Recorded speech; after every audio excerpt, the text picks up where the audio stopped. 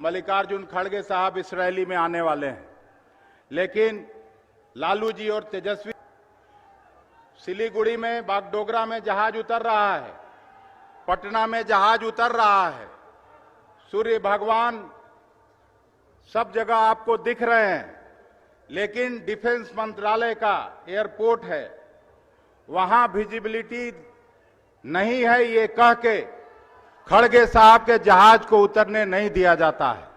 ये दुर्भाग्य की बात है और इसकी हम लोग घोर निंदा करते हैं इस रैली के माध्यम से। आदरणीय खड़गे साहब ने अपना एक छोटा सा संक्षिप्त भाषण उन्होंने आपके लिए भेजा है। मैं आग्रह करता हूं कि राहुल जी को आमंत्रित करने के पहले वो भाषण चलाया जाए। नमस्कार, मेरी बहुत इच्छा थी आज पूर्णिया में आपके पास आने की, पर मौसम खराब होने के वजह से मैं नहीं पहुंच सका। आप जानते हैं कि हम आज राजनीति के ऐसे दौर से गुजर रहे हैं जब बड़े बड़े लोग अपने स्वार्थ में छोटे छोटे फायदों के लिए अपनी जमीर का सौदा कर लेते हैं, पर हमारे बीच एक ऐसा व्यक्ति है जो सिर्फ सिद्धांतों की राजनीति करता है, जो राजनीति के माध्यम से लोगों को सिर्फ देने की सोचता है, कभी कुछ खुद के लिए पाने की नहीं। राहुल गांधी जी वर्तमान राजनीति में एक ऐसे नेता है जिन्होंने अपने लिए त्याग, तपस्या और बलिदान का रास्ता चुना है।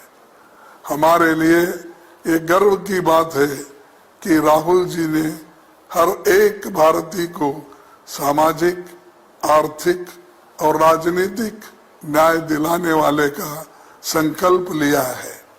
साथियों, आज का दिन 2 मायने में बहुत महत्वपूर्ण है।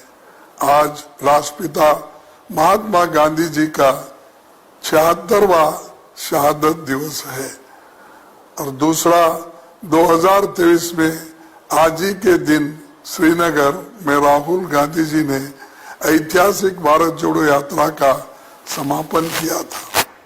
बिहार लोकतंत्र की जन्मभूमि है।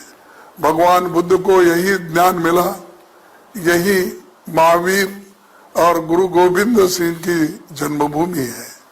ये भूमि डॉक्टर राजेंद्र प्रसाद, मजरूल हक, बाबू जगजीवन राम, जेपी और कर्पूरी ठाकुर जैसे महान नेता, अनगिनत दिग्गजों से एवं स्वतंत्रता सेनानियों की है। बड़े दुख के साथ कहना पड़ता है कि आज इस भूमि पर मौका परस्ती और लोभ लालच की राजनीति हावी हो गई है। जो बिहार दुनिया को प्रकाश देता था, उसकी पहचान अब आया राम गया राम की राजनीतिक प्रयोगशाला बन गई है।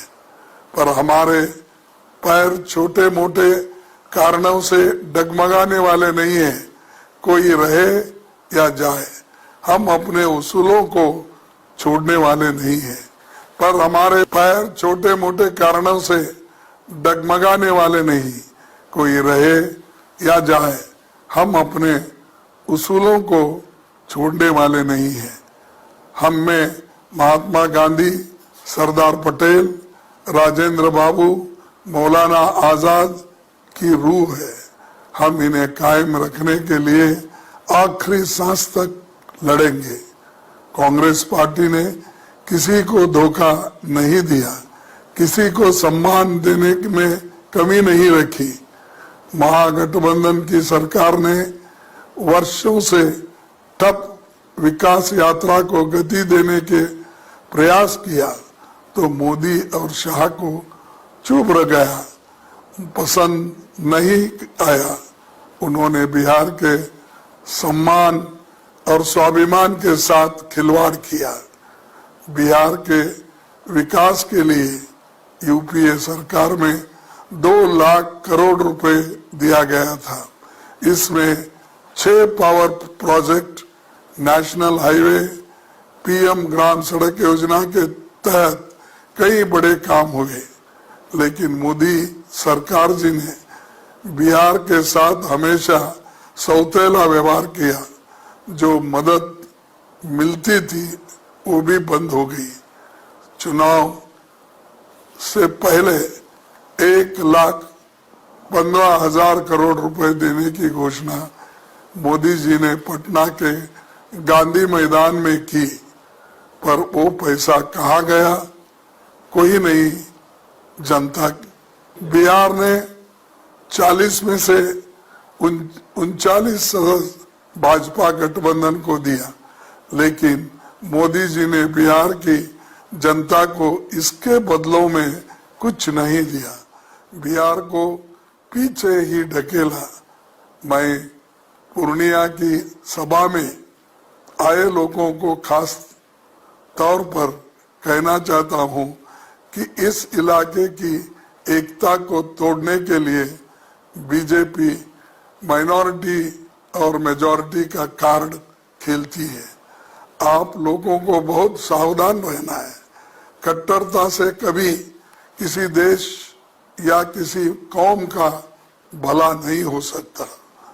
2014 और 2019 के मुकाबले में आज कांग्रेस बहुत मजबूत स्थिति में है। इसी से बेचैन बीजेपी सहयोगी दलों को तोड़ने का, उनमें दरार डालने का काम कर रही है। ईडी, सीबीआई, आईटी सभी जुटे हैं।